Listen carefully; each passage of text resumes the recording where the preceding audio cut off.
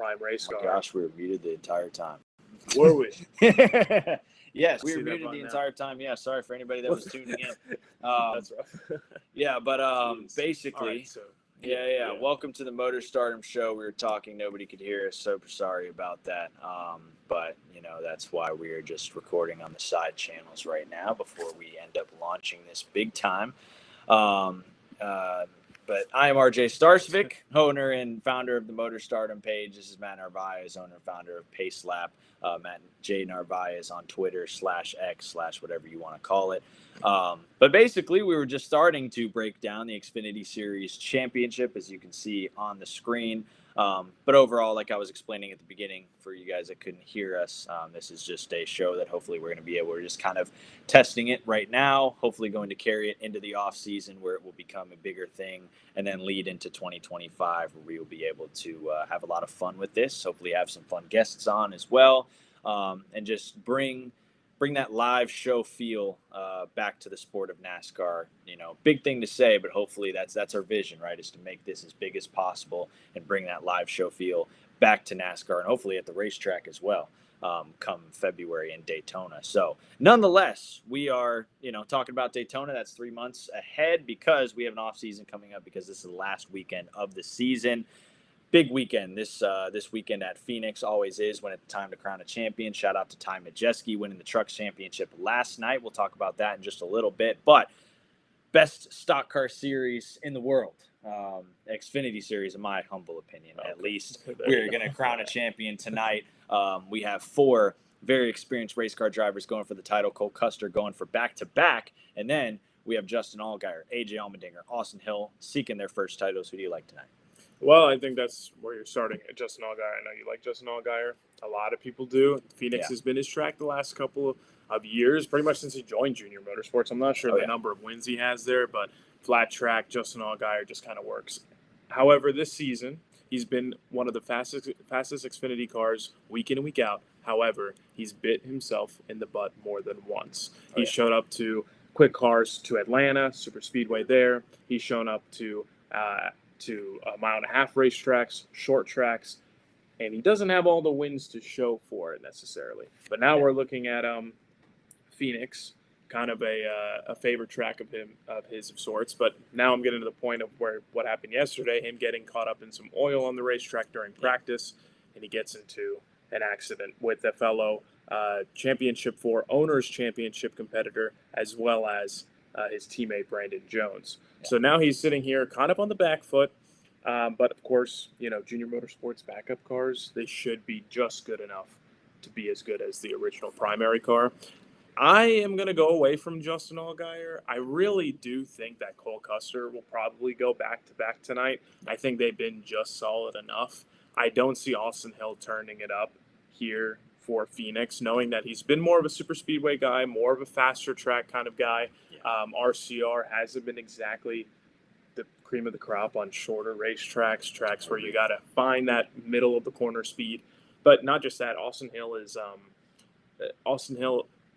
kind of that underdog in this situation. I know AJ Allmendinger really is because he comes in with 1 win, and the 1 win that got him to this point, winning at Vegas just 3 weeks ago.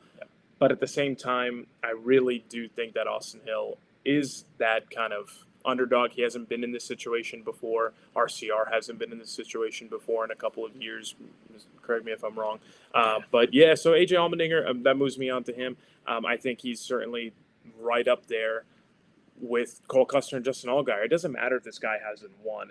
You're talking about AJ Allmendinger here, a multi-time race winner in the Xfinity Series, albeit a lot of road course wins, sure. But since joining Kaulig, he's done a lot on the ovals. And I think this weekend tonight he could certainly do it again.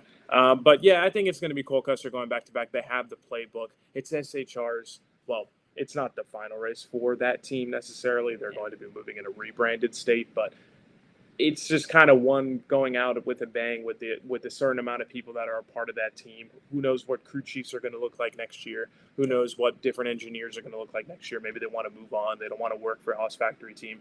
So we just don't know exactly what that team is going to look like. And it's the final time that Cole is going to be in an Xfinity car full-time for the foreseeable future. That's certainly his goal. It was his goal 4 or 5 years ago, and I know it's his goal again. So, I think Cole has the best chance, but I would put Justin Allgaier as my second pick. But yeah, that's pretty much where I rank them. It would be Custer, Allgaier, Allmendinger, Hill.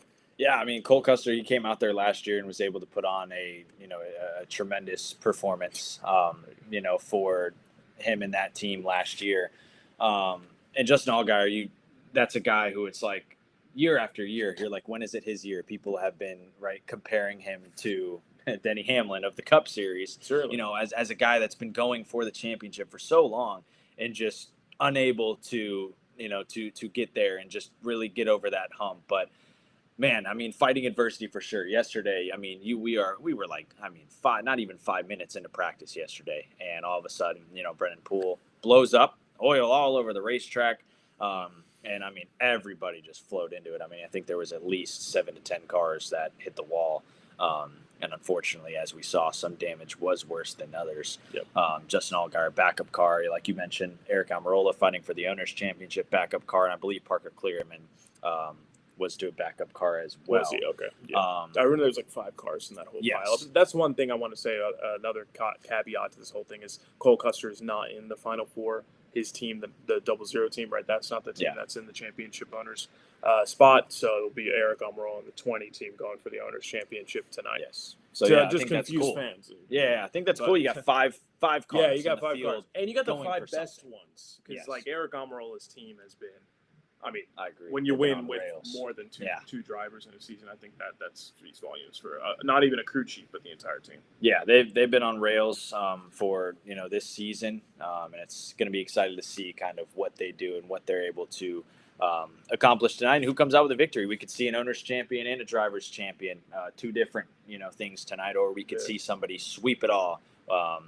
Being one of the 4 drivers in the Final Four. So that's like the Xfinity Series of old, I would say. Exactly, yeah. So going to be a lot of fun under the lights as well. We'll kind of get a nice sunset as we get the race going tonight. So a nice classic Xfinity Series race. Just one thing I want to say on that final championship note is that yesterday I was at work while I was listening to the practice session, and they were saying that I think it was Jeff Burton saying that I heard that Austin Hill's crew chief told Jeff Burton that Austin said, I just want to have a chance. Just give me a good car, and I can kind of muscle my way up from 5th to 1st. Yeah. I like that mentality because you're kind of putting it on his shoulders, like Jeff said during that broadcast. However, I don't like it too, just because you want to bring your fastest piece. And I do think that when you're RCR, not to put the team down in Xfinity, they've been exceptional year in, year out. They've been very, very good. Yeah.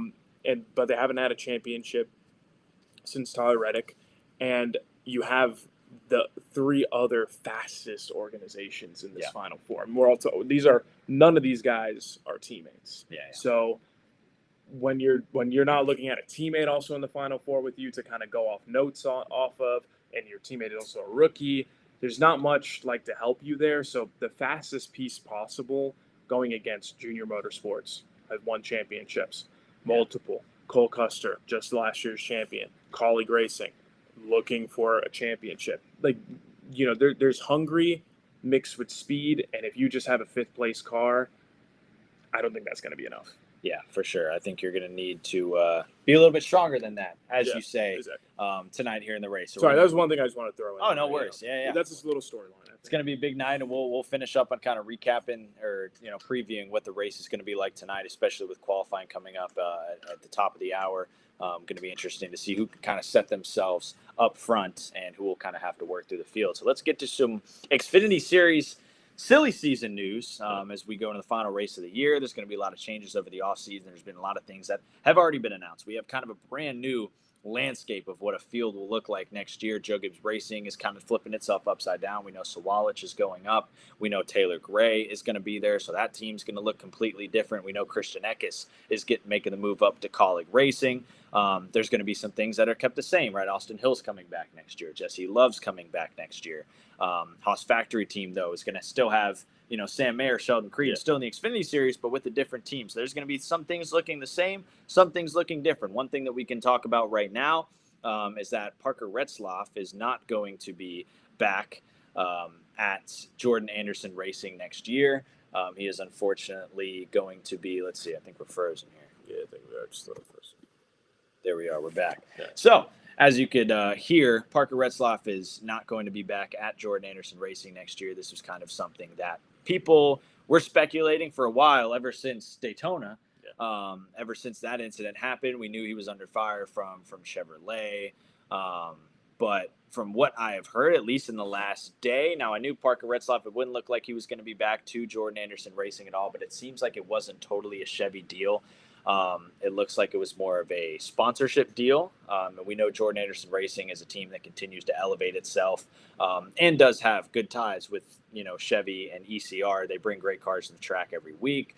But Parker Retzlaff will not be back with that organization next year, but he will be able to land on his feet in the Xfinity series somewhere, just not being Jordan Anderson Racing. So, I mean, it's his second year with the team. He just finished up his second full-time year. We saw what he did in 2022 with, the Siegs and his limited starts there. What have you made of Retzlaff's kind of progression for a guy that, as Rick Allen said about William Byron, started his career on a computer, Yeah. And now Parker Retzlaff is here racing in the series, won the pole at Martinsville, and got kind of dumped out of the way. I didn't think he was going to be a race-winning favorite, but they had speed. And so did Jeb Burton as well. Exactly. Yeah. So what have you made of Parker Retzlaff's time in the Xfinity series? And this kind of departure from Jordan Anderson Racing, is it something you kind of expected, where you wanted to see where they could go for it in maybe a third year? Is it kind of time for him to just move on? Well, I think, whatever is in Chevrolet's mind or whatever is going on over at Jordan Anderson Racing, that's simply their decision to go ahead and move on from Parker. I think, first off, Parker, the talent that he's shown, the consistency he's shown to keep the car clean, more or less, also in the Xfinity Series for being a young race car driver. This is certainly a driver who has qualities to land on his feet and find a new race, find a new ride, I believe, and that won't be a problem for him, in my opinion. Where that is, I'm not sure. But, I think there's a big but in there because, yes, the whole problem with Chevrolet and all that, but I kind of compare him to a guy like Carson Hocevar. Yeah, I like that comparison. Yeah, I do too, just because this is not anybody who's under a huge manufacturer program that's like, at Toyota, kind of going up Tricon, going to Joe Gibbs Racing. Once what it was, KBM to JGR, that whole kind of ladder feeder system, or like a Haley Deegan at Ford, or any Chevrolet. Like remember GMS and JRM had the that Edge program, Chevrolet Edge or whatever. So like all those guys like Sheldon Creed going up through that program. These two guys, Hocevar and Retzlaff, they don't have that kind of that kind of pedigree. They don't have that association, and they might not be in the fastest cars. But you have that said, is they've shown a lot with the little that they've had, and a guy like Parker, he deserves another chance. He deserves another shot, and I think that they just have to. He just has to continue. He just has to find that next ride, pretty much. What I was trying to go with the whole not having the program, though, was Parker, Hocevar, Parker and Hocevar. Hocevar has been pretty dirty in the Cup Series. A little bit. You got a shot taken at him last night. I don't know if you saw Corey Haim's interview when he was. Yeah, he did. He did mention Carson Hocevar a whole year later. A whole year later. The dude holds on to grudges for sure, but I would think. But with that statement, but Carson is in that situation where he's now getting called out by the broadcast booth, which has happened multiple times. But Jeff Byrne really laid down the law in that situation, and we know Jeff Byrne's position in the sport, head of the driver council. This is a guy who cares about taking care of other drivers on the racetrack, give and take, things like that. So Parker Retzlaff, in a situation of Chevrolet, maybe there's something that the team sees in his aggression. Maybe he's every accident that he gets into, every time he tears up a race car, it is his fault, more or less. I'm not sure if that's the case. I haven't watched a ton of Xfinity Series racing this year, but I know he's been in a couple accidents. That's something I'll say. So in a situation like Carson, knowing that you don't have all that backup, you know what I mean? Yeah. To make that many mistakes. There's drivers that can afford 2 seasons of mistakes. Yeah. These guys, they can't. I don't think Parker, a guy like Carson, they can. I'm not saying Carson's ride is at all, at risk or anything like that. Just trying to compare where Parker is at his career and where Carson was as well, not being a part of a big program and kind of running for a mid-level team, a third-tier team in the Chevrolet system, really. Yeah. So maybe second, but yeah, I mean, it's just they're not up there. So yeah, those are guys that I compare him to, and those are race car drivers we need in the sport. So Yes. absolutely, and they just need to find the right place and the right sponsorship, and under the people who they want to be racing for, and they want have racing for them. Yeah, it'll be interesting to see where Parker ends up next year. I think he's shown that he is a worthy talent of a good ride. I mean, just to be up there, whatever fans of whatever side wanted to say about the finish of Daytona, I think to be up there and to make a difference in the finish of a race in a positive way, maybe not towards Chevy, but, in a positive way, he was up there having a chance at a victory.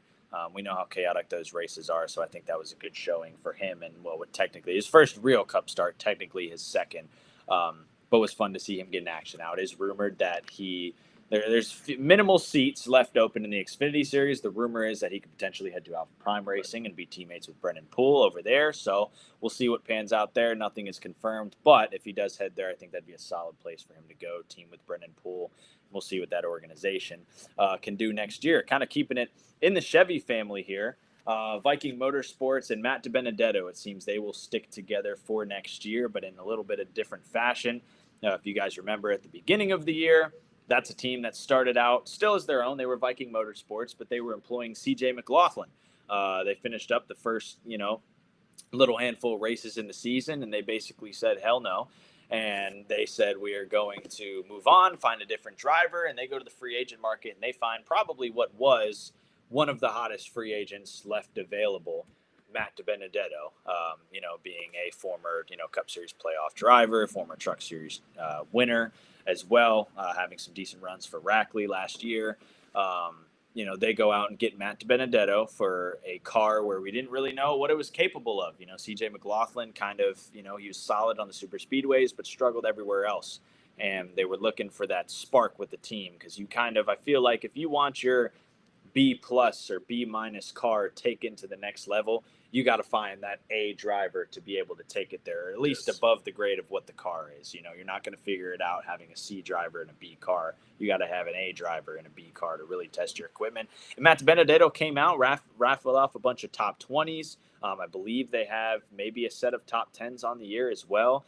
But they are in a year where they are going to be set up solid in the owner's points. But it looks like even after all that success with Ford, they're going to take it to the next level, and it looks like they're going to be moving to Chevrolet and ECR from what's been said. There will be a number change, it seems, as well, obviously moving away from the Siegs. We'll see exactly what that number is going to be, but it does seem they're going to be moving away from Ford, from the Sieg family organization, and be kind of moving in on their own to be a Chevrolet team. So I think that'll be cool to see Matt DiBenedetto get a full season. He technically had one this year, but didn't get to run all the races, so he still was able to get himself up to 26th in points. But next year, going to be full-time running for Viking Motorsports at Chevrolet. Nothing's been officially announced, but that is likely what is. Those are the negotiations going on. I think that'll be cool to see what they're able to do, how strong they are. Will they be a B minus team? Will they be a B plus team? I don't see them being an A team, but we'll see kind of what their partnership with ECR looks like. Maybe it's kind of like an Our Motorsports kind of deal, where we've been seeing them run decent this year. Don't know what Our Motorsports is going to be doing next year, but maybe they are Our Motorsports and they kind of take that spot of being that next Chevy team up. What do you think about Matt DiBenedetto's kind of opportunities kind of created for himself here? Who knows if he'll ever be back in the Cup Series, but I think it's been fun to see what he's been able to do. It's been a lot. It's been better. It's been better than the 25 truck, I'd say. And it's good to be in the Xfinity Series. You're racing a lot more often. And obviously in a relationship like Chevrolet, just saying, the more rides are up there in the Cup Series with Chevrolet. Yeah. So there's always like a kind of like a promised land that he's probably thinking in his head. Maybe Ty Dillon's back in the Cup Series, so there you go. Right, and Matt DiBenedetto could be cared for that from Chevrolet. Like he could be looked at and looked upon as, hey, if this guy performs well, we could put him in some type of Chevrolet associated car in the Cup Series. I could see that 62 car potentially, when it shows up at super speedway races. You're going to have to look for a guy for that. So apparently, I don't think that Retzlaff will be in that 62 again, potentially. So, DiBenedetto is certainly that option. And then back to what you were saying with it potentially being one of the higher up Chevrolet teams. I think it will take a minute to readjust, obviously, because you're going to be with a new manufacturer. But I think Matt Benedetto is a skilled enough race car driver to not have a readjustment of things really bother him too much. As long as that core personnel really stays together, I think that's what's going to be key. As long as everybody is a good fit over there, crew chief, everybody's a mix. I know we were talking about crew chiefs, everything earlier with like big teams like Stewart Haas Racing turning into Haas Factory. The little teams, those things matter even more, truly, because there's less spread wide. Everything is being spreaded thin, and also it's a one car situation. So that's good for Matt Benedetto in the long run, but you really need that key personnel to hone in that consistency week to week because you don't have another notebook to go off of. Yeah, for sure. So we'll see what they're able to do next year. I think excited for Matt Benedetto. And like you said, like you mentioned, I hadn't even thought of that totally yet. You never know what opportunities that can lead to, especially with there being some, Chevys, some open car Chevys that are always looking for drivers maybe here and there. NY Racing, I'm just saying, I'm not sure if that's a hugely Chevrolet associated team, nor do I think Greg Biffle is someone that's really tied in with Chevrolet. I think it's just a close relationship between the team and him. But it could be knocking on the door for many super speedway races next year. Yeah, the 62 car. I mean, it's always a car that shows up to every super speedway race, and it's quick because it's got an ECR motor. So Matt Benedetto, put him in an ECR Xfinity car powered by ECR. I mean, this just seems like a perfect fit. Yeah, I agree. So we'll see what can happen with Matty D. Who I don't think really has ever been in a Chevy too much in his career, being with BK, Toyota, then going over to Go Fast Ford. I mean, growing up, he was in the JGR system, so no. So this might be his first time in an ECR car. We'll see what he can do. Sticking it in the Chevy family once again. We got some more Xfinity Series news. It looks like Anthony Alfredo could potentially be on the move next year. Like I said, like I mentioned, we don't know really what's going to be happening with our motorsports next year. We don't know what capacity they'll be coming back, but we do know that there are some other, those teams in that realm, those B teams in the Xfinity Series, looking for drivers that can bring funding as well. We know Anthony Alfredo at least has a little bit behind him, and he's been able to, fill seasons on, he's bounced around a lot. You think about where he's been. Yeah. I think he can be thankful it's all been at Chevrolet, and so he's been able, because I know he is a sim driver for HMS, I believe, does a little sim work for them, I believe. Oh, really? Okay. Yeah, I knew it was for Chevrolet. I just didn't know if it was specifically for HMS. I know Chevrolet also they send out all their data to every team. That is to higher tier Chevy team. Oh yeah. So it's been good to see him kind of still have his footing in the Xfinity Series. I mean, you go back to when he drove the 23 for Our Motorsports, and then they move over to BJ McLeod, where he's running for the 78 car. Then the next year, now he's in the 5 for Our Motorsports. And then now next year, likely possibly with another team as well, but thankfully still just in that Chevrolet fold. So what have you made of his year? I don't know exactly where he's been in the point standings, but I know it's been pretty decent. Yeah, when you're sitting 15th and you're only 37 points behind Brandon Jones in driver standings, who is in a JRM car, we know not having the greatest year. But still, I think that is pretty good for Anthony Alfredo, and I think they've exceeded expectations this year, to be honest. What I was going to tell you is he brings the money, but also I think he brings that solidity. He brings the boom. Yeah, he brings the consistency to a team. I mean, when you're talking about a guy who knows the mid-pack of that Xfinity Series, I don't think there might be a better guy than Anthony Alfredo. I would say Ryan Sieg, but Ryan Sieg sometimes competes up in that top 8. So more oftentimes does finish top 10. Yeah. And when you're talking about guys who finish in that mid-pack, sometimes Alpha Prime drivers don't have the greatest race. They have some mechanical issues, or they just don't finish up in the top 20. But, that guy from 11th to 20th, I feel like more often than not is Anthony Alfredo. I would love to get a statistic for that, but I really do think that he's that perennial 15th, right around there place guy. Yeah. He's had a great year. I mean, when you consider 2 top 5s on the year for an organization I'll pull like up that, some is great. Yeah. Yeah. Seeing Anthony Alfredo doing what he's doing, and I think put him in that category of guys that have been in the Xfinity Series for a long time. Now we are talking about guys with family-owned teams like the Siegs, like Jeremy Clemens, who have been there in a while, but with their own teams. But I think if Anthony Alfredo is, I feel like you can still put him in that category with Chevrolet at least, and these maybe B- organizations that he's been able to bring up to maybe a B+ type of organization, especially sitting 15th in the points, undisputedly as well. It looks like that will be where he will finish in the point standings, is 15th, being so far ahead of Brennan Poole in 16th. We also have to give a shout out to great year for Brennan Poole in that 44 car. Of all the silly season news that we're talking about, he will be back with that organization. That was announced a few weeks back that he is re-signed. We know Ryan Ellis is moving from Alpha Prime to go to DGM Racing full time, bringing his partners over there. So certainly, if there, we talked about all the movement going on at the top there, but there's so much movement going on in the middle of the Xfinity Series that is going to be noteworthy to watch. And then obviously our staples. We know the Siegs are going to be back. We know that Jeremy Clemens is going to be back as well. Ryan Truex, will he be able to find a home next year? We'll see. I think I hit the nail on the head with the stats real quick. Can I read them? Let's read them. So we got, I don't want to run through every single number here, but let's just say Talladega Ford, the 9th race of the year, 3rd, 9th, 14th, 16th. Yes, 32nd, 31st at a pair of road course races. But then we go back to Iowa, Loudon, 15th, 20th, 18th. He has a 30th. Okay. 14th, 34th, 4th, one of his top fives that came out of Michigan. 26th, 26th, but another 14th, a 34th. 11th, 15th, another 29th.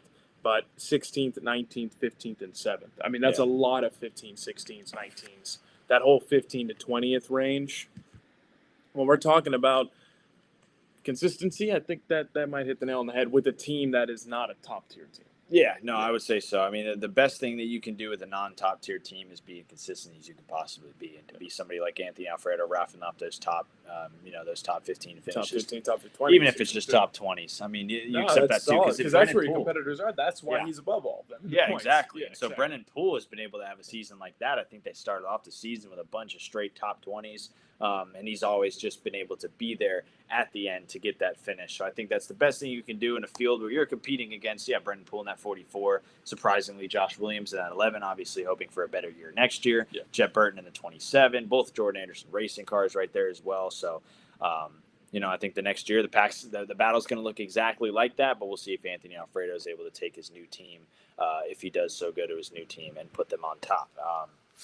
One guy that used to be in the Xfinity Series, move up to the Cup Series, and now back down to the Xfinity Series again, is where he's trying to go back to. We've seen this movie before. We know when Hemrick moved up to RCR and then, went right back down. We saw the same thing. I forgot about that. You drove the 8, right? He did drive the 8. That did happen. He won a pole at Kansas Motor Speedway back in 2020 on the front row with David Reagan. Yeah, probably. You won a stage like the roll?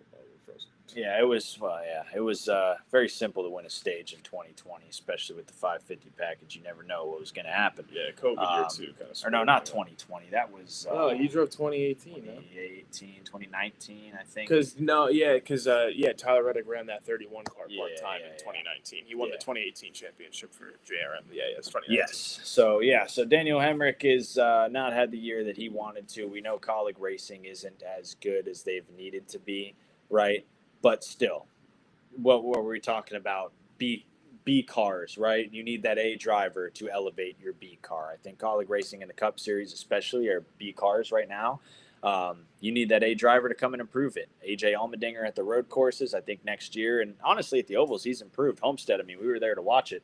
AJ Allmendinger was rifling through the field at Homestead. He's been able to find these finishes at short tracks and these ovals as well. Even Shane Van Gisbergen at Martinsville was able to, I believe it was 12th there, he was able to grab there in the 16. So next year you get AJ Allmendinger full time. Ty Dillon, not the greatest move. That's not the A driver. You need to elevate your B car, in my opinion, but there's obviously logistics that go in that. But either way, Daniel Hemrick is an Xfinity Series champion who then, after he won that champion, made the move to go to Colleague Racing, which we all thought was interesting. I didn't like it too much because I kind of saw where Colleague Racing was, and I didn't expect him to do much there. The best shot to get back in Cup. Yeah. With the relationship. Yeah, best shot to get back in Cup. Yeah. But it kind of panned out exactly how I thought it was going to go, and now he's at the point where he is likely not going to be at Colleague Racing next year. Chevrolet, who knows? The word is he's been trying to get back with Joe Gibbs Racing. We know what their lineup looks like next year with Brandon Jones coming back. We see William Sawalich, Taylor Gray. They're all with that organization. Would they have room for a fourth full-time car and a fifth part-time car? It's possible. Junior Motorsports does it. So if you have the inventory, you can certainly make it happen. But what do you make of Daniel Hemrick, where he's at in his career, all this movement, manufacturer switching, team switching? Do you feel like if they're able to land that deal full time at Joe Gibbs Racing, that's the right place for him? Go back to where he won a championship, essentially. Yeah, won a championship in the most, Daniel Hemrick non-fitting fashion way of all that you time, wanted, because yeah. of course that was his first Xfinity Series victory that he very much long eluded him. But yeah, I always look at Joe Gibbs Racing. I wanted to say one thing also on all the drivers going back to old teams. I'll make a comment on that, and I'll tell you how it bit Chandler Smith in the butt. But you look at Daniel Hemrick. You look at his career. Things have not panned out exactly how it should have. He was kind of a stopgap year for Tyler Reddick to get in that 8 car, so he was kind of used in that way. Forget that, but now I remember that 8 car with the goofy looking font. Yes. The very round font, and you run like Smoky Mountains, a green car. Yeah. Remember? Yeah, something like that. So Cat. Yeah, cat too. Yeah, cat. Yeah. So yeah, no, there's a certain amount of promise when you get in a Joe Gibbs Racing car. You obviously are expected to win the championship. You're expected to win multiple races. And the multiple race thing just didn't happen for Daniel Hemrick. Now, of course, he did win the championship in a final last lap corner move, last lap and last corner move on Austin Cindric to stop him from going back to back. The problem I have with that is that Daniel Hemrick has never shown to me, kind of like Cole Custer of old. And I always told you my problem with old Cole Custer is that he was good, but he wasn't good enough. He won a lot of races, don't get me wrong. But that's when the big 3 was there. But he was never individually performing better than Christopher Bell or Tyler Reddick. Christopher Bell led over 2,000 laps that 2018 or 2019 Xfinity Series season. And Tyler Reddick still got the best of both of them. Of course, it ending at Homestead and just having 2 good race cars. And RCR is a good Xfinity team. And Junior Motorsports, that goes without saying.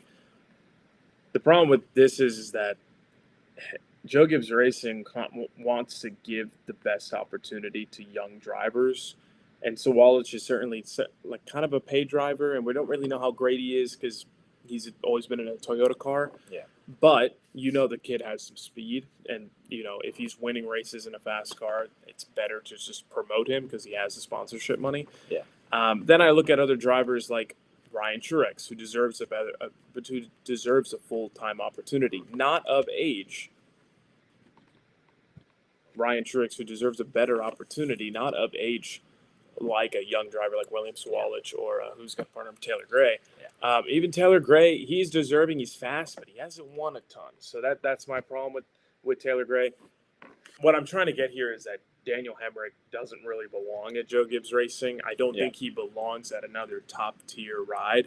If you're trying to get back to Cup, that it just isn't going to work, especially in any Toyota car. You're probably second or third on list for that at 2311 if you even showed promise. If you were winning a bunch of races and got the opportunity, hallelujah, that's great for you. Yeah. But up to this point, the dismal Cup season, I get that the quality cars haven't been the best. Shane Van Gisbergen, although wins in it on a road course, and then you have A.J. Allmendinger who puts together solid performances. Yeah. It's just like I think I would love to see Daniel Hemrick kind of take a route of maybe like what John Hunter Nemechek did. I'm not sure if there's enough time for him in his career to do that kind of thing, but go back to trucks or get in some type of Xfinity car that hasn't been proven yet. And that's one that you can kind of build on. You can put the team on your shoulders and you can build up. That's my opinion on that. I think like he's been at pretty much every top level Xfinity team though. He's been at RCR. Not RCR straight up, or was he? I'm sorry. Yeah, he was in the 21. Yeah, he was in the 21. Thank you. Yeah, when he made the Final Four. Yeah. So Hemrick in the 21, and then Hemrick in the quali car, then Hemrick in the Junior Motorsports car. So you just have you've had too many shots in my opinion, and it just hasn't played out for him. And then I'll go back to what I was trying to say with drivers going back to old rides. Brandon Jones, Daniel Hemrick, for example, and then you have Chandler Smith, right? Chandler Smith should have never left the Toyota program to begin with. I'm not sure if, a contract was never open for him. So it was either never racing again, or waiting for an Xfinity ride to open the following year, or Yeah. going to Kaulig racing. I would imagine that's how it played out, because you would stay with Toyota if you've been with Toyota, especially in a KBM truck. But now he went back to Toyota, and he wasn't on the top of their priority. Why? Because he didn't spend a year with them, and he didn't win immediately right away. And he's not Sheldon Creed, who for some reason can just keep on finding rides. Sheldon Creed is a talented race car driver. You can see it. You can see the difference between guys like Sheldon, who doesn't win a lot or doesn't win at all, compared to Daniel Hemrick. At the drivers' racetracks, Darlington, even Dover, I'd put in that conversation. Yeah. Homestead, Bristol. These tracks, these are tracks that Sheldon Creed shows up to, and you know he'll be a factor. He'll run in the top 4, top 3. Daniel Hemrick, I've never seen him like just come out here and just dominate an Xfinity race, or lead until like something had to happen to him to make him lose that race. We've seen that with Christopher Bell. We've seen that with Tyler Reddick and of the old, and it hasn't been constant domination. But yeah, so like a lot of guys are trying to go back to their rides, and I find that really interesting. Like the common truck to cup switch now, like you're only doing one or the other. William Sawalich, he has some truck starts, but he's not going full time. He's going to Xfinity full time. Taylor Gray is the only one in my head that recently has done a full time truck season, and now he's going full time Xfinity. That and Christian Eckes. So, and even Daniel Dye as well. But that's something typical. And now I know I'm going all over the place, but you have those couple guys that are making that switch. But now you have guys who are consistently making this reverse switch to go back to Xfinity, and you're going back to your old teams. Yeah. If it didn't work there to begin with, I know a championship came, but if you're going back to the Xfinity series like Cole Custer did, because Cup didn't work, something wasn't working at the top level. And it might be you, because you've been in 2 different organizations like Daniel Hemrick has, and it hasn't worked. Yeah, I think Sorry, I know that was all over the place, but like that's my problem with Daniel Hemrick. That's my problem with a lot of guys going back to their old teams. He's the quintessential reason why I just don't think that works. Yeah, he's got a lot to prove, and he's always had a lot to prove, in my opinion. I mean, even after winning the Xfinity Series championship, we know how championships are won nowadays, and it's like, even if for a driver that even went, I think that really explains that to me. For a driver that won a championship and we still feel like you have something to prove, like, you went out there and won one race, but that's it, and now he's at a point where quick 2 question. years ago, Sorry, I'm going to have you answer this. Yeah. Last 6 years Xfinity Series champions. List them all. Would you say Daniel Hemrick in the top 5? You probably as far list as them last. Strength, yeah. No. I'm saying like ones you just remember. Yeah, I'd probably remember it now. I guess that's a big question, because I'd remember it just because of the finish. Okay, that's fair. Okay. But as far as just like, hey, list them off in general, season probably last for sure, because I feel like if you look at the recent years of the Xfinity Series and the Xfinity Series champions, you have some really dominant champions. Ty Gibbs was a dominant champion. Austin Cindric was right behind Chase Briscoe, yes, for the season, but he was that next guy in line. Cole Custer, dominant champion. You go back to when Tyler Reddick was winning his championships. I mean, he was out there just kicking ass. And so Tyler Reddick, we knew, was a great champion. I think Daniel Hemrick certainly has a lot to prove. It's going to be interesting as to where he lands. I think William Sawalich is an interesting mention, because I was just sitting here thinking in my head, I'm kind of worried for William Sawalich. Because I've seen nothing. I look at the ARCA series where you're competing against nobody, and that's just the facts. Yes, he's gone out there. Yes, he's won. He is the back-to-back ARCA East Series champion, but you're running in a Joe Gibbs racing car, which competition there's not really. And when you talk to everybody in the ARCA garage, we know that Joe Gibbs racing stuff is so much better than anybody else in the garage. We know Venturini Motorsports is not as strong as they want to be. They're kind of just in a developmental phase. I haven't seen enough at all from William Sawalich, and for when you compare him to who he has been coming up with, right? Connor Zilic, lighting the world on fire in that 88 car of Junior Motorsports. Even when he's driving those races in the Spire truck, he's doing very well. Taylor Gray in his Xfinity Series starts this year, tremendous. He's done phenomenal. He's been running top 5 in almost every start, I believe. He's been up there contending, leading laps as well. William Sawalich, yes, this is going to be his only third, I believe, Xfinity Series start of the year, with his first coming in Homestead, yes. But He's had a handful of Truck Series starts this year, and I know the Truck Series isn't the right place to really evaluate people, but when you're putting a Tricon garage truck, we've seen the one truck do some decent things this year. I am a little worried for what Swalich's production is going to be. Now he's going to be. I'm a little bit worried for Joe Gibbs Racing. I think Taylor Gray is going to be the star of the team next year. Brandon Jones is going back, and he has absolutely struggled. I think he finds his footing again. Yeah, I think he finds his footing. But as far as the competition level that's in the Xfinity Series, Brandon Jones is not going to the Championship 4, and I doubt he makes it to the round of 8. He's going to have to prove something to me that he can even make it that far in a Joe Gibbs Racing car again with the level of competition that we have. And William Sawalich, I just need to see it. I need him to prove it. I need him to go out in Phoenix this weekend and prove to me that he's going to be a threat next year. I don't think they had too much speed in practice. We'll see where they line up in qualifying, but it's all about how you're doing in the race. You're learning. And the JGR Xfinity car is dangerous. Exactly. Phoenix. Exactly. So he should be at least top 7, really ideally. Top we've 6 seen Brandon Jones win into a Joe Gibbs Racing car. We've seen Daniel Hemrick get his championship at Phoenix Raceway. Obviously, Ty Gibbs won his championship at Phoenix. So I'm looking for William Sawalich to prove me something tonight, something that I can look forward to tomorrow, something that I can take into the next 3 months and say, okay, William Sawalich, you know what? Yeah, just one race, but still, it's going to leave a better taste in my mouth than if he goes out and just runs 15th all race. I'm not going to be excited for him next year because I haven't seen anything else outside of that. But we'll see. There's a lot of variables that can happen. He could go in next season. He could light the world on fire. When you gel with one team, it's going to be your team, your full-time team. You get the off-season with the crew chief. That will be nice for him. You know what I mean? That kind of gives a young driver confidence when it's like your car, your team. This is a clean slate. All 33 races are in front of you. Go and get you some. But I'll just we can go to the next topic, of course. Yeah. But in about 23 minutes is Xfinity Series qualifying, and then following that is Cup Series qualifying, and then we're back on CW tonight for the Xfinity Series race. Another thing to note is that Joey Logano's car, for those watching, Joey Logano's car did not pass inspection for a second time. So if he does fail, that car does not pass technical pre-qualifying technical inspection. He will have to do a pass-through penalty at the start of the race, and obviously start at the rear. So, and at the start of the race, he'll have to go down pit road, and would be at the tail of the field. So interesting development there. Yeah, interesting development. I would imagine within the next 20 minutes, we'll know if he fails a third time. I would imagine he's probably at least 1 or 2 or 3 cars that hasn't gone through on the second try. So So we'll see what happens. With Joey Logano qualifying coming up, and before we kind of get to those, before we get to previewing qualifying and the race tonight, we can just give a quick little shout out to Ty Majeski winning the championship, Thor Sports' second championship in a row.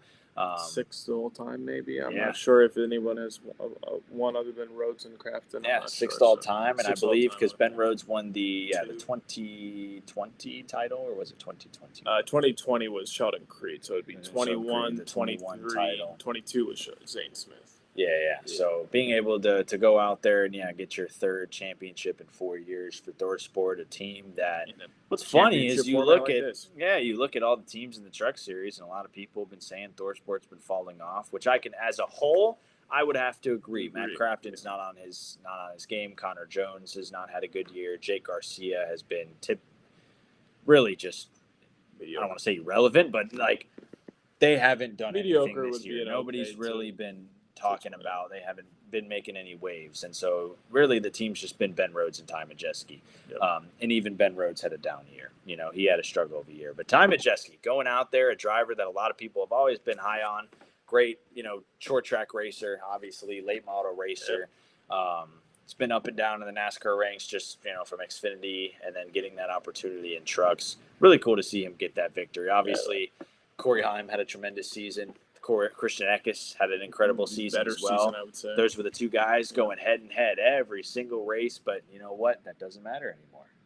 It just matters how you unload in late October and November, and Ty Majeski was the best truck the last few weeks, and he was able to get it done. So congratulations to Ty Majeski. We know Corey Heim will be back in the series next year, I would assume, because once you enter the Thor Sport Vortex, there's no getting out. So I'd assume Ty Majeski is going to be back Yeah, I next think year. they pay their drivers really good over there. Yeah, Truck apparently. series, Yeah, so I would assume Ty Majeski's going to be back in the pretty ThorSport Vortex next year, although I would love to see Ty, is still a young guy, go somewhere else and hopefully not drown himself. I'd love to see Ben Rhodes RFK somewhere else. An Xfinity program and get Ty in the banner. That would be nice, but we'll see. And we know Christian Eckes is going to Xfinity next year, and Grant Enfinger will be back in CR7, the number 9 team. Shout out to them. Their first year really going for, full time, going for a playoff spot, and they almost won a championship. So shout out to Grant Enfinger and CR7 Motorsport. Most importantly, shout out Ty Majeski.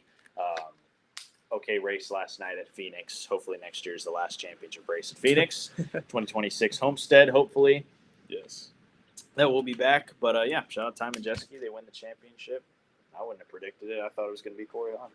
Yeah, I thought it was Corey Heim or Christian Eckes, but I had more hope in Corey Heim for some reason. I wanted Christian Eckes to win just because of the dominant season he had, leading over 1,000 laps. Only the second average finish 5 point something, I think. Yeah, that is top 4 in best average finishes of all time. Also, and that will probably be the number 1 for not being champion. Yeah. But he also never finished outside the top 10 for except one race. Yeah. And Ron Hornaday was the first driver and only driver to do that so far in the Truck Series history. And that's 1996. And I'm pretty sure the trucks were created in 1995. So that's only once and pretty much once in this entire century. So, that's the only driver to do that. I think that's super impressive. Great season for him. He even led all the laps in one race this year. I remember that race. That's like the one truck race I caught on a Friday night, other than like maybe some Saturday races. But that was super impressive. You don't see that all the time at all, and especially in truck races with just how chaotic they are and cautions after cautions. But that can also help you maintain the lead because, green flag pit stops are obviously what doesn't let you lead all laps. So, very impressive season. One thing on Grant Enfinger, I just don't think they had the speed last night. Even Grant said that they just didn't have the speed, but super, super impressive for them just to turn it up at the end of the year and grab 2 wins. I think that's got to feel almost like a championship victory in some ways, just for a small team like that. And I bet there's not more than like 20 guys at that shop. So I know they're having a lot of help from McAnally Hilchman, I believe, and some type of Chevrolet alliance, but Grant is the guy to drive those trucks. And I think he's like the guy to drive a small team, like to drive a small team forward. So love to see that. The other thing I wanted to know was Ty Majeski winning, obviously. Huge shout out to Ty Majeski winning this thing. Late model driver, has had over 100 wins in late model series across the country, many big short track race events, including the Snowball Derby. This is a guy, like when we talk about Kyle Larson, we talk about Tyler Reddick, we talk about Christopher Bell, all coming from the dirt level. This is a guy who still is really homegrown with his roots, in my opinion. Huge in the grassroots section and of motorsports. And like I said before, just a huge congratulations to him. ThorSport, another championship. I want to say, I think ThorSport's really the Penske of the truck series. They're kind of lost all year, and maybe they grab a couple wins. And yes, they're competing up there like Blaney does and like Majeski does this year. But they really know how to just turn it up at the end of the season, especially Ben Rhodes. And I'll tell you who's really in charge of this championship, and that's Joe Shear Jr. Joe Shear Jr. won the championships with Ben Rhodes, and Ben Rhodes didn't have Joe Shear Jr. for the first half of his second championship. He was with Haley Deegan, I believe. If I'm not mistaken, that was just last year. Haley Deegan was still at ThorSport. So when it switched to Ben Rhodes, the performance went up. Playoffs came right in time, and he performed really well, got the championship. And now we're talking with Ty Majeski with the championship. Cool story about Ty as well. He used to work for ThorSport as an engineer for many races. And when they found the sponsorship for him, when that whole opportunity opened up from the 98 truck that was being split between Eckes and Enfinger and then taken over from Enfinger, when they got the sponsorship fully for the 98 truck for Majeski, put him in the seat, and he performed. This is the second full-time season of the 98, right? For him. So, I mean, what can you ask more for, really? So, also, what could you ask more for Phoenix being the final race for this guy? Flat track, short track-esque. This is Ty Majeski's wheelhouse. You had to look at this track and think, you don't think they're going to bring the fastest truck there that they have? and you know that Ty, as long as he just keeps it clean, which this is a pretty clean truck race, I would say. There was no big controversy, I would say. Like, I don't know, it was like a couple years ago. There was like a big wreck on the front stretch, I remember, and even the whole thing with Carson Osavar and Corey Heim last year. So, yeah, there's a lot of things that could have went wrong for Ty, and it didn't. So I'll wrap up with that. I mean, he did an amazing job, and I hate how we didn't have the two guys that really deserve the championship not win it. But in some way, I feel like this was kind of like 2020 Chase Elliott. Corey Heim and Christian Eckes were kind of like Hamlin and Harvick with the most wins and most statistical success. But Ty played it smart, and he was still there. He was still in the fight, and I think that I think this is okay. This kind of championship for me is all right. I can't complain too much. It's not, Infinger winning it would have been a great story. Yeah. Is it the most deserving? It was helped out by the championship format for sure. Yeah. Winning those races, but I think Ty's championship, like I said, it fits exactly what this format kind of looks for. You can be okay. You can be right there, win at the right time. You're the champion, and that's exactly what he did. Yeah, it's exactly what he did, and flag to flag as well. Won the pole. Goes out there, wins the race and the championship. So they dominated that race last night. The only truck that was able to give him somewhat of a threat was Corey Heim, but at the end of the day, Majeski just pulled away there at the end to win the championship. So we see a Ford win on night one. There's a Ford in tonight's race, and there's a Ford in tomorrow's race as well. Yeah, they swept last year as well with Rhodes, Custer, and Blaney. Now this year we have Majeski. Custer's the only one in the hunt tonight, and then obviously you got two dark horses going at the championship tomorrow with Joey Logano and Ryan Blaney. Heard the story about Joey Logano developing. We'll see if he passes inspection for a third time. Check it out, we'll see what happens there. But we'll reshift our focus to what's going on tonight and kind of wrap up with this, the Xfinity Series Championship race. We kind of briefed on it at the beginning of the show. I think a great field here. I think this is a really cool championship four. You got four guys that are super, super hungry for it. Three guys hungry for their first title. One is hungry to go back-to-back and take that into the Cup Series where he returns next year for Haas Factory Team. I kind of mentioned that I'm liking Joey Logano, or I'm liking Justin Allgaier tonight to finally get his first Xfinity Series title. But as I'm starting to think about it, how strong that 20 car has been in the races and how strong Eric Almirola has been, not only at Martinsville, but he was strong at Kansas as well, Las Vegas. I'm liking Eric Almirola to win the race tonight, and then I keep saying Joey Logano, Justin Allgaier to get second behind Eric Almirola. That's my big prediction here. I think Eric Almirola is able to win the race and get the Owners' Championship, and then Justin Allgaier finishes right behind him and wins the championship. That's my bold prediction. I think Justin Allgaier is the champion, but Eric Almirola, they've just been so fast. That 20 car is so damn fast. Honestly, most of the time, no matter who you put in it, that is the Xfinity Series race car right there. But Eric Almirola, getting to drive 7 straight races to end the season and also be in the mindset that you are going for something, you are in playoffs, I think that has helped them, helped that team. You're not a part-time driver going in and out of the seat. He gets 7 straight weeks to make it happen, and they've shown it. I mean, they came out at Martinsville and dominated, and yes, they're in a backup car, but I wouldn't put it past them to put a spanking on tonight. So I think it's going to be a fun race regardless. Under the lights, Xfinity Series, no matter what track you put them on,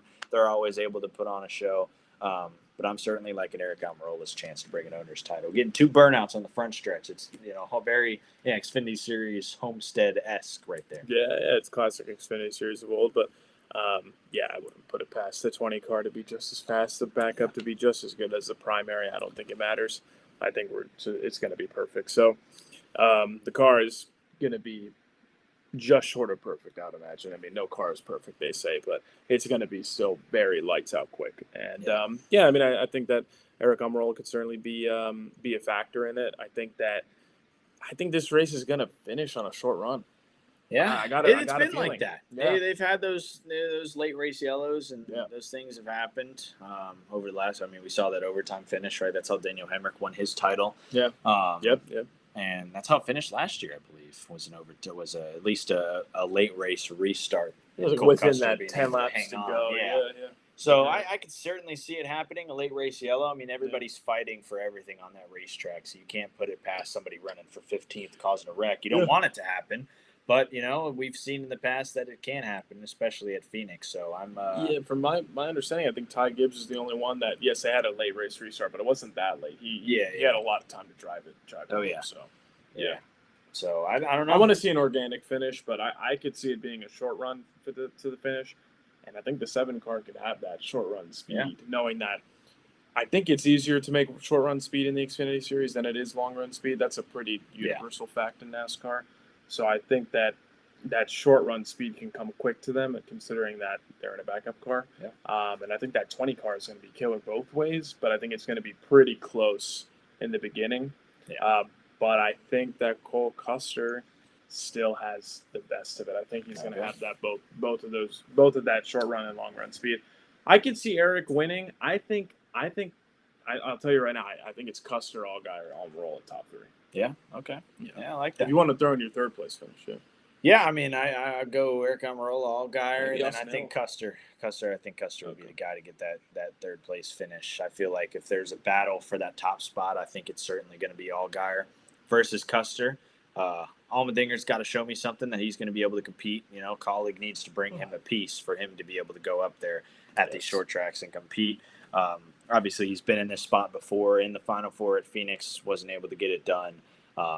Austin Hill's kind of that juggernaut where it's like we don't expect too much out of him. I've never seen him in this position. Yeah, even in the trucks, he never got past the round of 10. Yeah, even that big year that he had that one year, not able to advance in the playoffs. That's kind of just bit him in the back. But I think he made a statement when he was able to go out there and win at Homestead. I think that was a huge statement because he didn't just luck into that win. He went out and he drove all the way up past the leader and was able to just power his way to that victory. So I think he made a statement there. It's good to see that tonight. Could see that tonight. It's all about that late race adjustment that you make. These Xfinity cars, you can swing them one way and you can swing them the other way. So I think that's what makes the series a lot of fun. Is it's never over till it's over, especially with stages. Will Chandler Smith race Cole Custer with respect tonight? Obviously, was fined $10,000 for touching Cole Custer after the race. So that was interesting. But yeah, will they race with respect tonight? Will that's a way to describe that. Will everybody race each other with respect tonight? I mean, there's so many hungry drivers and they want it so bad. That guy's not returning next year. I mean, Cole Custer ain't running any Xfinity part-time next year. Yeah, exactly. So he can ruffle a few feathers if he needs to. He's already been hit in the face, touched in the face, so he's ready. He said bring it on. So I think it's going to be a fun night. Any final remarks you want to throw in there, expectations for tonight? Well, maybe underdogs to watch or something. If you want to have a conversation about Cup too, I don't know if you want to talk a little bit about that, but I personally don't really care about Cup just because. Sorry to say it like that. It's not that I don't care about it necessarily. It's just not the right final. We can talk about this, but we could talk about it a little bit. Yeah, because Christopher Bell is very angry, and he says that today. I mean, I would be too, right? It's your championship. It's what you're fighting for all year long. Yeah, saying that he was cheated out of a championship. Christopher Bell says he was cheated because he wouldn't have been in that spot if Chevrolet wasn't manipulating the race. Denny Hamlin, I believe, came out. I just read a brief quote saying that they checked Bubba Wallace's tires and they were all bare, or they had a tire on there that was bare, implying that that they had a tire that went flat. So that's what they were saying. We have the comparison, obviously, to the wall ride of Ross Chastain, throttling up on the outside wall. Obviously, the move on the top was outlawed. We saw Christopher Bell's tweet also after the race, which I thought was pretty funny. Just a couple of guys missing a bow tie, and he wasn't talking about the bow tie that goes on the suit, when you're dressing up all formal. No, he was talking about Chevrolet, saying that they were not Chevrolet, and that is the reason they're not in the playoffs. And like we were just saying, he doubled down on that today. He did, yes. He said, this is from Jeff Gluck tweeting from the media center at Phoenix Raceway, that Bell said, I feel cheated out of a chance to compete for a championship. It all stems down to what happened earlier with 15, 20 laps to go. Whenever the race got fixed and manipulated by Chevrolet that forced our hand hands to do what we did. Ultimately, it forced me into a mistake on the last lap to get into the wall, and I feel I should have never been in that position. Had the race been ran fairly, the 24 car would have lost enough spots to get me into the final race. Bell says NASCAR, this is now a paraphrase statement, says NASCAR should have put him in the championship 4. He says that even if he did wall ride, which was not his intention, he did not gain any advantage from riding the wall, nor was that anything he wanted to do. Like I said, there's one thing to say with this as well is that considering we know like NASCAR was only checking Bell's actions at the end of that race, and all the Chevrolet communication chatter came later in the week. That certainly frustrates and makes it look like NASCAR really wanted to put a Chevrolet into the Final Four. Not to speak like that they did, but of course there might be some, not necessarily favoritism, but just why didn't we check out the whole situation there? Obviously, Bell did give them the easiest way out. You did something illegal. The safety maneuver was there. You did something wrong, or the safety violation was there, and you did something wrong. So we're going to penalize we're going to penalize you immediately. But the fact that they just didn't check any of that stuff at the end of that race, not saying that would have necessarily changed anything, but just to have that procedure done and have more people up in the officiating booth, that's what needs to be done. If it's just a small group of 3 people, I think we need a group of maybe 6 or 7, not to lay down the law, but just to investigate. I'd say, it was just regardless of what we feel like happened here and there, and who's right and who's wrong. You hate for a race to come down to that, right? You hate to sit there 30 minutes after a Final Four cutoff race, and you're not only depicting through wall rides, but team manipulation and all this stuff, and you're making roadblocks on the track and tires going down, whatnot. You hate for it to come down to that. I think it's a product of the system, but hopefully, NASCAR is able to make up for it tomorrow in the Cup Series, because we know how wild the Cup Series has been this year. We know how controversial the Cup Series has been this year, and we hope that they're able to make up for it tomorrow. And yes, tomorrow, Sunday, 2 o'clock or 3 o'clock, on NBC, we will crown a champion, or we will begin the crowning of a champion in a Final Four that a lot of people didn't see coming with Tyler Reddick. He was my championship pick at the beginning of the playoffs, so I got to keep riding with him. But then he's surrounded by 3 other great drivers as well. Joey Logano, who was able to just be the right guy at the right time in the Final Four. You got Ryan Blaney, who catching fire again at the end of the season, just like he did last year. I think he's got the most momentum right now, in my opinion. If I just resetting my pick for this exact race, not going with the guy I picked at the beginning of the playoffs, I'd be going with Ryan Blaney. I think he's going to be able to crown himself champion tomorrow.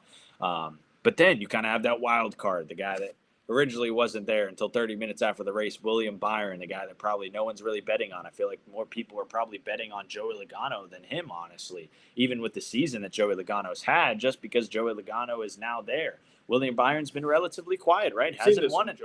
We've seen this from Joey, yes, but William Byron's been relatively quiet lately, so I feel like that's why a lot of people aren't betting on him, or they're not betting on him because they're angry, right, at what happened at Martinsville, and feel that should be Christopher Bell's spot. Well, I think it's also just the fact that the guy hasn't been in the mix lately. He hasn't won a race since April. Yeah, exactly. It's been a very long time. Yes, he's been consistent. Yes, he's been getting points and decent runs. But that's also what Chase Elliott was doing, right, to the end of the season. He has 1 win this year at Texas. And William Byron hasn't won in a while either. And you look at this eliminated field, and I'll pull this up really quick as well. You could have shown me this middle of the year, the beginning of the year. You could have shown me this in September or even beginning of October and said this was going to be the Final Four field. Christopher Bell, Denny Hamlin, Kyle Larson, and Chase Elliott. And I would have been like, okay. I would have picked this field over the field that we have right now if 100%. I was predicting those who are the Final top Four was. Statistical top drivers in the series. And they are, Chase Elliott is super. Yes, he doesn't have the wins, but he's second, I believe, in total points acquired this year, with Kyle Larson being number 1, Christopher Bell's number 3, and I think Denny Hamlin's at 5th. Tyler Reddick is 4th just because they've had an abysmal playoffs, besides that win at Homestead. But it's crazy. I mean, these are 4 drivers where I feel like if I would have thought this was the championship 4, and it's not. And it's crazy to think about because these 4 drivers are really, really good this year. But hopefully this will warrant some kind of change coming in the future about how we crown a champion, because that sucks, in my opinion. I don't like it. But nonetheless, hopefully somebody deserving is able to get the job done this weekend. Hopefully, there's only one in that 4 right there. So yeah, hopefully we're able to come away from this weekend knowing we had still a deserving champion. That would be a sweet ending. But if Joey Logano won, that would probably be even better. That would make a lot of people angry. It would be very funny. It would be perfect because that would kind of show NASCAR we got to force our hand here. Oh, yeah. So we will see. We will see what happens this Sunday. Who was your pick? Did you make your pick yet for Sunday? I did not, but I was wanting to say one thing about those 4 drivers, if I could go back to this real quick, is that you have a guy like Chase Elliott, best average finish. Yeah. You have a guy like Kyle Larson, most wins. You have a guy like Denny Hamlin, a lot of wins. I think he leads in some statistical category, but I'm just not sure which one it is. Might be stage wins. I'm not sure who that goes to. Christopher Bell might be up there with stage wins. And Christopher Bell has the most top 5s or top 10s in the season. I'm not sure. Yeah, I believe it was top 5s. He's very much up there. So those are the quick statistical categories that I want to run through. If you're looking at guys from number of wins, average finish, number of wins, average finish, you have Tyler Reddick, who's in 5th, I believe, in that in those combination of statistical categories. You have Brian Blaney, who is 7th or 8th. Then you have Joey Logano, who's 12th. Yeah. And you have William Byron, who's like 6th or 7th.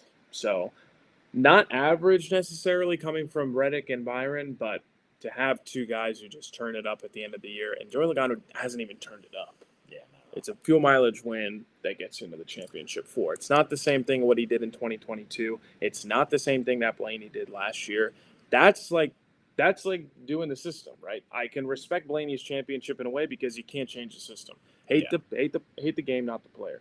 Yeah. But when you're talking about this win happening under a fuel mileage strategy, that is what makes this playoff format so irresponsible and so terrible. I mean, we talked about on the phone yesterday, just the watering down of your talent. Yes. You don't let somebody that truly deserves the championship potentially win it. And there has been, 3 out of the last 10 champions. This is going to be the 11th champion crowned on Sunday. Yeah. Who for under this format, the knockout playoff format. Now, it hasn't been all seasons with the stages. So 2014 through 2016 was no stages, but the same knockout playoff format. I think it has truly given 3 champions deserving champions. Yeah. The Truex year, the Larson year, and I will consider the Harvick year in 2014 the deserving champion as well. There's a conversation between him and Gordon, and Chase as well in 2020 is even kind of wishy-washy. Yeah. I wouldn't say Chase was the vindicated number 1 champion because you do the other math. Alex Bowman was champion in 2020 in another format. Yeah. I think it was the 2006 to 2000 whatever championship format. So whatever math you do there, that's what you get. And that's my whole premise of saying this is just that you need something that rewards the driver, the most winningest consistent driver. You can have a guy who's feast or famine. That's been Larson this year. But you can have a winningest consistent driver, Christopher Bell or Tyler Reddick. But you only have one of those guys I just mentioned in the championship 4 under a championship format. That restarts a season every 3 races because you can't build on what you had the day before. Yeah. Because you are closer to the elimination line almost every single round. Mm-hmm. And not just that, you have to be grouped in with somebody like Harrison Burton. No offense to Harrison Burton, no offense to that team. They did an amazing job, and that win was amazing. Like that win was, like, I hate to say it, but quintessential NASCAR. It's family, it's history, and it's timely, and it's Daytona. Yeah. So it's all like mixed into one, and it was great. However, you have these guys with a shot for the championship from, let's say, the Chiefs all the way to the current Bengals, let's say. Yeah. I'm trying to talk about mediocre to the top of the sport. Yeah. And that's just not how we should crown a champion. That's not how we should consider to crown a champion. And I can't stand this whole aspect of saying that other, like the Steve Phelps and Steve O'Donnell, they went on Friday in the media center. Sorry, I just want to get the spiel out real quick. They went out there and they explained how other sports crown their champion, and they're not always perfect either. Yeah. But we shouldn't be striving to be like that other sport. There are so many variables in motor racing that can go wrong. The car has 3,000 moving parts on it. It's not standing on a baseball or football field or on a hockey rink skating. Those are respectful sports. Those are respectable and their respective actions, athleticism, all that, great. However, in racing, the amount of variables, how it's 60-40 or 70-30 car driver, yeah, it just doesn't match up that way. You need something that rewards the whole team and not just the moment. It rewards the 36 races. It rewards all the races from 1 to 36, not your final 27 through 36. You can't rush to a game 7 moment all the time. We talked about it yesterday. You're skipping game 1 through 6, and that's wrong because you're skipping those 6 wins that he has, the 3 that Denny has, the how many does Christopher have? 3? No one has more than 3. Just all the top 5s that he has, and all the top 5s that he has, and the consistency. Also, the domination he had at Phoenix. Yeah, I mean, and a Coke 600 winner this year, and Chase Elliott, who has been undoubtedly consistent, top 7, top 7, top 7, top 7, top 7. That's your championship 4 right there. So I might just make a joke post this weekend, and whoever finishes first out of those 4, they're the champion of the season. Yeah, it's just it's disappointing because why should we care about what all 4 of them did this season if they're not competing for a championship this year? You go on the end of year standings and you're going to see a 5 next to Kyle Larson. He was the 5th, and that's going to mean he was the 5th best driver in the 2024 season. That's just not true. That's just not true at all. Toss him up in the top 3. I'm not saying he's number 1. Yeah, but it's just ridiculous that that's the way you have to look at it, unfortunately. And somebody that was maybe dominant all year and got out in the round of 8, they're the 9th best driver of the year. That just doesn't make any sense as well. So I think it's just it's an unfortunate way that we crown a champion. Hopefully we're able to fix that in the future. Like they said, car passed, by the way. Good. All right. So Logano's car has passed. But we are, they said the playoffs are always here to stick around. They said they'll look at the format possibly into changing it. Hopefully they do over the offseason, and maybe we come up with something different.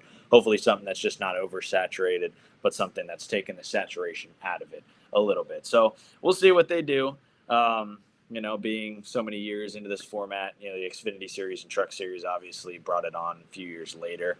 But now all 3 series have the playoff format. But hopefully in the future that'll change. But for right now, we have no choice but to accept it for this weekend and for the next 2 races that we have, the race tonight and the race tomorrow. And that's the thing. You have 8 drivers that are going for it, and only 2 of them are going to be champions after the next 2 days. No matter what happens. Doesn't matter what you did the first 35 races. It all matters how you unload here at Phoenix, Arizona. And that's what crowns you a champion. So if you just brought the right piece to Phoenix, if you stink at Phoenix, because there's people that are good at Phoenix and not good at Phoenix, well, then you're screwed. And you're pretty much cooked, compared to when we went to a place like Homestead, where if you were just good and your team was good, you're probably going to be good at Homestead. That's why, I feel like that's why we saw Kyle Larson, Denny Hamlin, Tyler Reddick, Christopher Bell, even William Byron up there, Chase Elliott. Why were the top 7 playoff drivers all 1 through 7 at one point at Homestead for a long time, for a while, for a top while. 6 for a while. Because when Kyle Larson was making his way through the field, it was still the top 6 were the top 6. Yeah. So it's just because Homestead's that type of track, and even in this playoff format, Homestead's still the best way to crown a champion. Hopefully, we'll be back there in 2026. But tomorrow. Obviously, we gave our picks for tonight. Tomorrow, did you give your pick for tomorrow yet? Or yeah, tomorrow it's been Blaney or Reddick for me, but I think it's going to be. I hope it's Reddick, but big deal. Yeah, Steve Phelps handing the title to Denny Hamlin and Michael Jordan after the race would be an insane visual for sure. It would be the visual I want the season to end on. I wouldn't mind Joey Logano to win it either, but I also don't. He doesn't deserve a 3rd title, so didn't really deserve a 2nd one. Blaney didn't deserve a 1st one. So I'm gonna go for Reddick. I'll root for the guy that I want to win, and I think he'll win. Yeah. Well, that sounds good. I'm going with Reddick as well. Hopefully Reddick gets the job done. I think Ryan Blaney's the guy that's going to be competing with him, but I think so. We'll see. Ryan Blaney is very just historically great at Phoenix, no matter what. And so we will see. I think Tyler Reddick's going to be that guy. He's got to come out there. Michael Jordan, who is best in game Game 7, Game 6 situations right in the playoffs. It's Michael Jordan. So Tyler Did Reddick's Jordan gonna go be to a able lot of come Game through. 6s? I don't feel like he No, did, though. no, Jordan never went to Game 7s. Yeah. But if he did, or Game 7s. you know, just in the playoffs in general, who was that guy? It was Michael Jordan. So we'll see if it's not Denny Hamlin. yeah, not Denny Hamlin. So we'll see if Tyler Reddick is able to win the title on Sunday. I think it'll be a fun race, and we'll see what happens. 2 great races, we'll crown 2 champions, and all of a sudden we're into the off season, my friend. We got 3 months to recuperate and come back to Daytona. Obviously, there's some things in between. You know, we have some fun. Snowball Derby. You know, we have the Snowball Derby that happens. We know the Rolex 24 week. You know, coming up I in know January. it's not about motor stock car racing, NASCAR, but I mean F1 still got to finish their season. Yeah, F1 does still have to finish their season over there. Yeah. So IndyCar's been done for forever now. Yeah. But yeah, F1 still got to wrap up. Yeah, Snowball Derby. There's still short track races going on that go all the way through December. Chili Bowl as well. Can't forget the Chili Bowl. Yep. So the off season's always fun because we get in between the end of the NASCAR season and the beginning, we get 3 I think really cool landmark races, which is Chili Bowl, Snowball Derby, Rolex 24. And then we're back in the swing of things for NASCAR before we know it. The quickest off season in sports, really, if you count all the sports. So 3 months and that's it. And we're back. Yeah, pretty much. It's pretty much the quickest one. Yeah, I mean probably some that kind of edge up with it, but yeah, for sure. So Xfinity Series qualifying just began live on USA Network. We currently have qualifying's on CW. The CW, yeah. Oh, yeah. They moved it. CW. Well, it's qualifying is on CW today for the championship event, and then Cup Series qualifying then on USA right after. Xfinity Series race tonight should be a fun night/evening at Phoenix, although it is only 1:00 there. But the sun will set on tonight's Xfinity Series championship race, so it's going to be a lot of fun, and can't wait to crown champion this week. 2 Yes, champions. sir. 2 more champions to go. Yep, Ford could sweep it, but who knows? I think so I went for another Ford, and then I'm going for Toyota. So no Chevy championships. No Chevy championship, so we'll see. But we got 3 chances tonight. We'll see. Yeah, 3 chances. We'll see if they get it done. But yeah, thank you for the sequential, the few people that are tuning in here to the little side mini broadcast we got going on here. Like we said at the beginning, this is kind of something that we're going to expand on in the off season. This is kind of just test running what it would look like and everything like that, and test running technical difficulties and equipment and stuff like that. So we'll have it all figured out hopefully by the peak of the off season for sure, and get things set it up and ready to go next year. No. So chat's dead. Yeah, it's just Danny. Shout out Danny. Appreciate you, Danny, for letting us know that you couldn't hear us at the beginning. But yeah, so this will hopefully be some fun we'll do over the off season and next year, and hopefully the big goal shoot a live show at Daytona, maybe standing on the fan zone, and everything. Yeah, it'd be cool. They let got to us get the do right it. equipment and all that, and move forward with that. Yeah, Exactly, the right equipment, not this MacBook, but something else for sure. Well, for now, I think it did pretty well. For now, Probably no I one knows got to that figure we're out in the garage camera currently, so. stomping and all that stuff. That's the only thing I got to figure out with the Mac. But other than that, it held up pretty well. Thank you guys all for tuning in. Enjoy the racing tonight. Enjoy the racing tomorrow, and then obviously enjoy the off season. And we'll see you guys soon for some shows, hopefully in a week's time. Obviously, we'll have a lot to recap after this weekend. So I think it's necessary to say we'll have a couple shows like this, but also whenever we're apart, easier probably thing to do. Maybe sometimes an Instagram live and stuff like that. Yeah, that as well. And that's probably what it would be. I would say before we get all these kinks worked out, and before we get all this equipment kind of worked out, and a consistent plan and a consistent schedule. So over on Motor Stardom and Pace Lab. Yes, finding basically the cheapest way we could make a great show go on until people start to sponsor us. That's how it goes. So thank you guys. As